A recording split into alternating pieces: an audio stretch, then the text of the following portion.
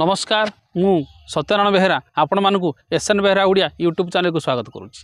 प्रिय दर्शक बंधु ये चैनल रे आपण मैंने पुराणर सिक्रेट तथ्य उपर जानवा पाइबे। तेणुक ये चैनल को जब आपने नुआ देखुं ताले सब्सक्राइब करी ऑल नोटिफिकेशन को ऑन करूँ, जहाँद्वारा मुझे वीडियो अपलोड करी तार सर्वप्रथम सूचना आपण पाखे पहुँच जाओ।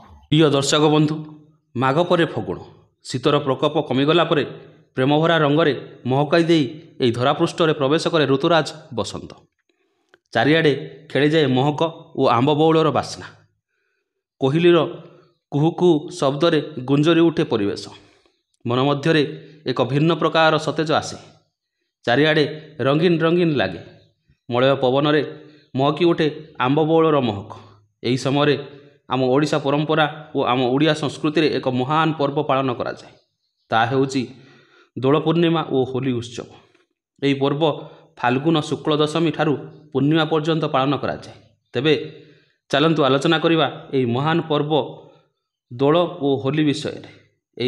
एहा प्रथमे किपरि आरंभ हैला, दोल पूर्णिमा और होली उत्सव काहींकी पालन करा जाए, दोल पूर्णिमा रे केउ ठाकुर को पूजा कले केउ केउ फल मिले। प्रिय दर्शक बंधु फाल्गुन मासर शुक्ल दशमी तिथि को फगु दशमी बोली कहा जाए।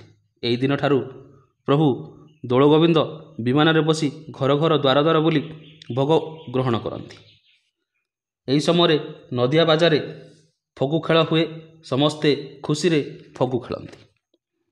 पूर्णिमार पूर्व दिन चतुर्दशी तिथि, यही दिन होलिका दहन हुए। राक्षस राज हिरण्य निज पुत्र प्रहलाद को निज भौणी होलिका सहित मिसी अग्नि मध्य को प्रवेश कराइथिले, जाफल अग्नि रे होलिका पोड़ीगला, किंतु प्रहलादर कौन सी क्षति है ना। एथिरु प्रमाण मिले जे हरिभक्त को हरिभक्तर किए किछि करि परिबे नहीं। याकू अग्निजला पूर्णिमा मध्य कहा जाए। होलनिया जड़ुवा बेले बैगण आलू किछि परिबा से निआ भितर को फिंगा जाए। निज देहरे जो खराब भाव खराब चिंता अच्छी ता ए निहारे पोड़ीजीव बोली विश्वास करा जाए। थरे देवी राधा तांकर अष्टसखी मानक सह जमुना गाधेवा को गले। कूଳରେ बाली उपरे समस्त पिंधिबा वस्त्र खोली रखिले। सबु सुना अलंकार मान देवी राधा खोली बाली उपरे रखिले, काले स्नान समय सुना अलंकार हजिजीव बोली। तापरे समस्त सखी मेल होई जल क्रीड़ा मातिले। यही समय एक चिल पक्षी देवी राधा निज कानरे जो सुना अलंकार धारण करती ताटक बा कानफुल ताकू खाद्य भावी थंडरे नहीं उड़ीगला। एक कदम गछ डाल बसिला, से सुनार फूल को थंटरे आघात देला खाइब बोली। जेते चेष्टा कला मध्य से जिनिस चिल खाई पारिला नहीं। शेष में विरक्त होई चिल पक्षी ए कानफुल को फोपाड़ी दे उड़ीगला। यापरे स्नान सारी राधा देवी जल उपर को उठिले, देखिले सबु वस्त्र अलंकार अच्छी हेले ताटका बा कानफुल नहीं। देवी राधा भाविले आमे स्नान समय किए तो एठाकू आसी नाहांती, तेबे कानफुल गोटे कुआड़े गला। घरे सासु जानिले बहुत गाली देवे। सखी मानक सह बाली रे खोजिले हेले पाइले नहीं। तापरे मन दुखरे निज घर को फेरिले। एक दिने सुदामा सुबल कृष्ण जेते सांग मिसी कदम गछ मूल खेलुथिले। यही समय सुदामर नजर पड़ा से सुनार कानफुल उपरे। समस्ते मिसी ताकू तलू गोटाइले एवं विचार कले किए यही कुंजवन रे निजर कानफुल हजाई। चलो समस्त को पचारिबा और जार ये कानफुल ताकू देखिबा। यह भावी कृष्ण से कानफुल धरी घर को फेरिले। बाटरे जहाकू देखिले ताहाकू पचारिले, किंतु समस्ते मना कले। समस्ते सांग माने कथा हेले जे एते ओजन एते दामिकिया जिनिस निश्चय सुंदरी राधिका पिंधुथिबो, हेले किपरि जानिबा ए कानफुल तार बोली। जदि तार हेइथिबो तेबे कानफुल देवा समय ताकू तार रूप टिके देखिबा एवं पदे कथा हेबा। यह भावी कलाकानु से कानफुल को जत्न रे रखिले। समस्त को पचारि पचारि हालिया हेले, फल जार से कानफुल किछि जना पड़िला नहीं। तापरे सबु सांग माने मिसी कुंज मन रे बसिले। यही समय सुदामा कहिला, हे कन्हई आम गोपर आराध्य देवी हेउचंती पूर्णवासी। ତୁମେ ଗୋପ ଠାକୁରାଣୀ ପୂର୍ଣ୍ଣବାସୀଙ୍କୁ ଧ୍ୟାନ କର, ସେ ଆବିର୍ଭାବ ହୋଇ ସବୁ କଥା କହିବେ। ଏହାପରେ ଶ୍ରୀକୃଷ୍ଣ ଧ୍ୟାନ କଲେ। ଏହା ଜାଣି ଦେବୀ ପୂର୍ଣ୍ଣବାସୀ ଆବିର୍ଭାବ ହେଲେ ଏବଂ ହସ ହସ ମୁହଁରେ ପଚାରିଲେ, କାହିଁକି ମୋତେ ସ୍ମରଣ କଲ? କେଉଁ ବିପଦ ପଡ଼ିଲା କି? ଏହା ଶୁଣି ଶ୍ରୀକୃଷ୍ଣ ପାଇଥିବା ସେ ସୁନାର କାନଫୁଲ ଦେଖାଇ, ଏ କାନଫୁଲ କାହାର ଜଣାପଡ଼ୁନାହିଁ। ଆପଣ କହିଲେ ମୋର ଚିନ୍ତା ଦୂର ହେବ। ଯାହାର ଏ ସୁନା ତାହାକୁ ଟିକେ ଦେଖିହେବ। ଏହାପରେ ଦେବୀ ଶ୍ରୀକୃଷ୍ଣଙ୍କର ମନ କଥା ଜାଣି ହସ ହସ ମୁହଁରେ କହିଲେ, ଅପୂର୍ବ ସୁନ୍ଦରୀ ସେ ଗୋପପୁର ଗୌଡ଼ଣୀ। ତାର ନାମ ବି ତୁମେ ଜାଣିପାରିବ। ସେ ଯମୁନାରେ ସ୍ନାନ କଲାବେଳେ ଏହା କୂଳରେ ରଖି ସ୍ନାନ କରୁଥିଲା। ଖାଦ୍ୟ ଭାବି ଥଣ୍ଟରେ ଉଡ଼ାଇ ନେଲା ଚିଲ, କୁଞ୍ଜ ପବନରେ ଫିଙ୍ଗିଦେଲା। ଯଦି ସେ ଅପୂର୍ବ ସୁନ୍ଦରୀକୁ ଜାଣିବାକୁ ଚାହୁଁଛ, ଦେଖିବାକୁ ଇଚ୍ଛା, ତେବେ ମୋର କଥାଟିଏ ମାନ। ଫଗୁଣ ମାସରେ ଶୁକ୍ଳ ଦଶମୀରେ ତୁମେ ଦୋଳଯାତ୍ରା କର। କାଠର ଏକ ବିମାନ ତିଆରି କରି ସେ ବିମାନ ଆଗରେ ଏ ସୁନାର ତାଟକ ବା ସୁନା କାନଫୁଲ ବାନ୍ଧିବ, ଯେପରି ଦୂରରୁ ମଧ୍ୟ ଜଣେ ସ୍ପଷ୍ଟ ଭାବେ ଦେଖିପାରୁଥିବ। ସେ ବିମାନରେ ତୁମେ ବସି ଘର ଘର ଦ୍ୱାର ଦ୍ୱାର ବୁଲ। ଯାହାର ଏହି କାନଫୁଲ ସେ ନିଶ୍ଚୟ ତୁମ ପାଖକୁ ଆସିବ ଏବଂ ଏ ସୁନା ନେବ। ସେ ସମୟରେ ତୁମେ ତାକୁ ଦେଖିପାରିବ। ଏହା କହି ଦେବୀ ଅନ୍ତର୍ଧ୍ୟାନ ହୋଇଗଲେ। ଏହାପରେ ହସି ହସି ଖୁସିରେ ଧ୍ୟାନରୁ ଉଠିଲେ କହ୍ନେଇ। ସଙ୍ଗେ ସଙ୍ଗେ ସାଥୀମାନଙ୍କୁ କହିଲେ ଏବଂ ବଢ଼େଇ ଡାକି ସୁନ୍ଦର ବିମାନ ତିଆରି କଲେ। ବିମାନ ତିଆରି ସରିଲା ପରେ ସବୁ ସାଙ୍ଗସାଥୀ ମାନେ କହ୍ନେଇ ସାଥିରେ ଫଗୁଣ ମାସରେ ଶୁକ୍ଳ ଦଶମୀରେ ଏକଜୁଟ ହେଲେ। ସମସ୍ତେ ଯୁବକ ମାନେ ମଧ୍ୟ ସେଠାକୁ ଆସିଲେ।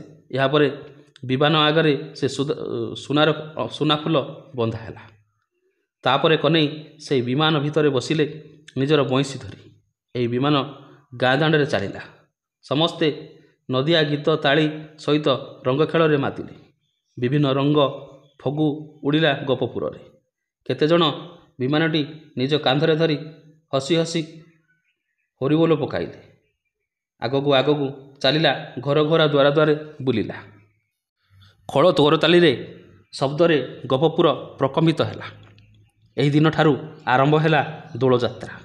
ପ୍ରଭୁ ଦୋଳଗୋବିନ୍ଦ ସେ ଦିନଠାରୁ ଘରେ ଘରେ ଦ୍ୱାରେ ଦ୍ୱାରେ ବୁଲି ଆମ୍ବ କଷି ଚଣା ଭୋଗ ଖାଇଲେ, ଯାହାକୁ ଦ୍ୱାରି ଭୋଗ ବୋଲି ମଧ୍ୟ କୁହାଯାଏ। ଏହା ଶୁକ୍ଳ ଦଶମୀ ଠାରୁ ଆରମ୍ଭ ହୋଇ ପୂର୍ଣ୍ଣିମା ଯାଏ ପାଳନ ହୁଏ।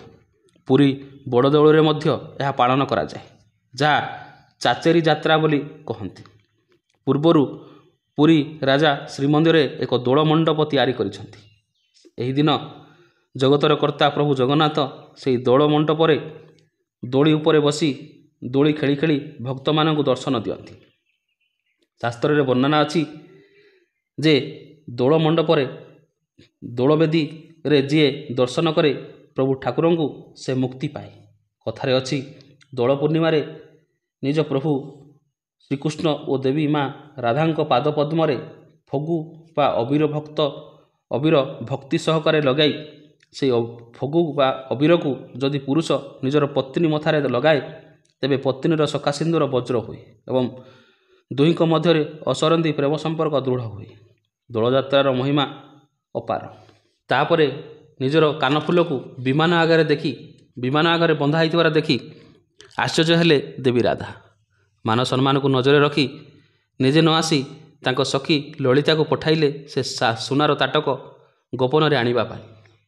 ଯଦି ଘରେ ଜାଣିବେ ତେବେ ବିପଦ ହେବ। ଏହାପରେ ଲଳିତା ଗୋପନରେ ଯାଇ କହ୍ନେଇ କାନରେ ସବୁ କଥା କହିଲା। ଏହା ଶୁଣିଲା ପରେ ବି ସେ କାନଫୁଲ ଦେଲେ ନାହିଁ। କହିଲେ, ଯାହାର ଏ କାନଫୁଲ ସେ ନିଜେ ଆସି ଆମଠାରୁ ନେଇଯାଉ।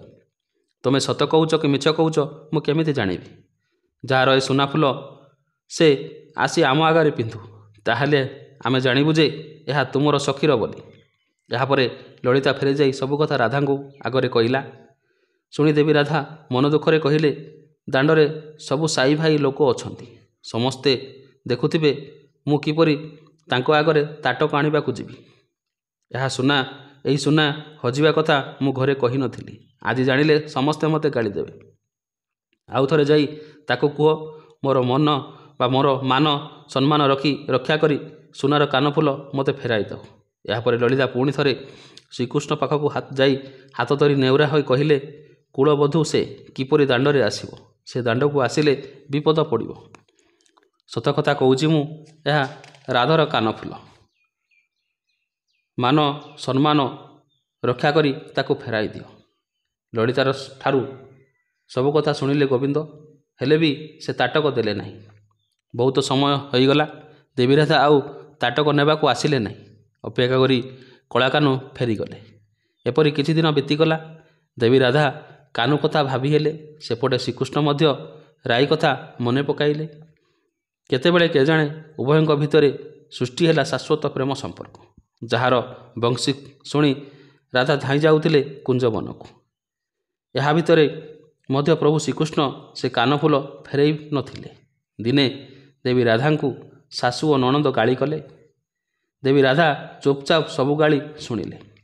ଖାଲି ଆଖିରୁ ଧାର ଧାର ହୋଇ ଲୁହ ଝରି ପଡ଼ୁଥିଲା। ତାପରେ ନିଜ ସଖୀ ଲଳିତାକୁ ପାଖକୁ ଡାକି ମନ ଦୁଃଖରେ କହିଲେ, ଯାହା ପାଇଁ କୁଞ୍ଜବନକୁ ଧାଇଁ ଯାଉଥିଲି ସେ ଆଜି ମୋର ଭକାରୀ ହେଲା। ଆଉ ଏ ଜୀବନ ରଖି ଲାଭ ନାହିଁ। ନିଶ୍ଚୟ ଯମୁନାକୁ ନେଇ ପ୍ରାଣତ୍ୟାଗ କରିବି। ଏହା କହି ଦେବୀ ରାଧା ଯମୁନା ଆଡ଼େ ବାହାରିଲେ। ଏହା ଦେଖି ଲଳିତା ଶୀଘ୍ର ଯାଇ କାହ୍ନୁକୁ ଖବର ଦେଲା, ଯଦି ରାଧାଙ୍କୁ ଦେଖିବାକୁ ଚାହୁଁଛ ତେବେ ଶୀଘ୍ର ଯାଅ ଯମୁନା କୂଳକୁ, ଯେଉଁଠାରେ ରାଇ ପ୍ରାଣତ୍ୟାଗ କରିବ ବୋଲି ଯାଇଛି। ଶୁଣିବା ମାତ୍ରେ ଧାଇଁଲେ ପ୍ରଭୁ ଶ୍ରୀକୃଷ୍ଣ। ଦେବୀ ରାଧା ଓ ଶ୍ରୀକୃଷ୍ଣଙ୍କ ମଧ୍ୟରେ ଭେଟ ହେଲା। ପ୍ରଭୁ ଦେବୀ ରାଧାଙ୍କୁ କ୍ଷମା ମାଗି ମନକୁ ମୋହିଲେ। ସୁନାର ତାଟକ ପିନ୍ଧାଇ ଦେଲେ ଓ ମନ ମୋହିଲେ। ପ୍ରଭୁ ଦେବୀ ରାଧାଙ୍କୁ ନିଜ ପାଖରେ ବିମାନରେ ବସାଇ ଦୋଳି ଖେଳିଲେ, ଫଗୁ ଖେଳରେ ମାତିଲେ। ସେଦିନ କୁଞ୍ଜବନରେ ଦୋଳଯାତ୍ରା ପାଇଁ ଦେବୀ ରାଧା ଓ ପ୍ରଭୁ ଶ୍ରୀକୃଷ୍ଣ ମଧ୍ୟରେ ରାସ ହେଲା। ରାସରେ ପ୍ରଭୁ ଅଭିମାନିନୀ ଦେବୀ ରାଧାଙ୍କର ମନକୁ ଶାନ୍ତ କଲେ। ପ୍ରିୟ ଦର୍ଶକ ବନ୍ଧୁ, ଏ ଥିଲା ଦୋଳଯାତ୍ରା କିପରି ଆରମ୍ଭ ହେଲା ସେ ବିଷୟରେ କିଛି କଥା। ଏଥିରେ ଯଦି ମୋର ତ୍ରୁଟି ରହିଲା ତେବେ କ୍ଷମା କରନ୍ତୁ। ଏ ଚ୍ୟାନେଲକୁ ଯଦି ଆପଣମାନେ ନୂଆ ଦେଖୁଛନ୍ତି ତେବେ ସବସ୍କ୍ରାଇବ୍ କରି ଅଲ୍ ନୋଟିଫିକେସନକୁ ଅନ୍ କରନ୍ତୁ, ଯାହାଦ୍ୱାରା ଆପଣ ଏହି ଚ୍ୟାନେଲରୁ ପୁରାଣର ଗୁପ୍ତ ତଥ୍ୟ ବିଷୟରେ ଜାଣିବାକୁ ପାଇବେ। ଏ ଭିଡ଼ିଓ ଗୋଟିଏ ଲାଇକ୍ କରନ୍ତୁ ଓ ନିଜ ସାଙ୍ଗସାଥି ମଧ୍ୟରେ ସେୟାର କରନ୍ତୁ। ଶେଷ ପର୍ଯ୍ୟନ୍ତ ଦେଖିଥିବାରୁ ଧନ୍ୟବାଦ। ରହୁଛି। ନମସ୍କାର। ଓଁ ନମଃ ଶିବାୟ।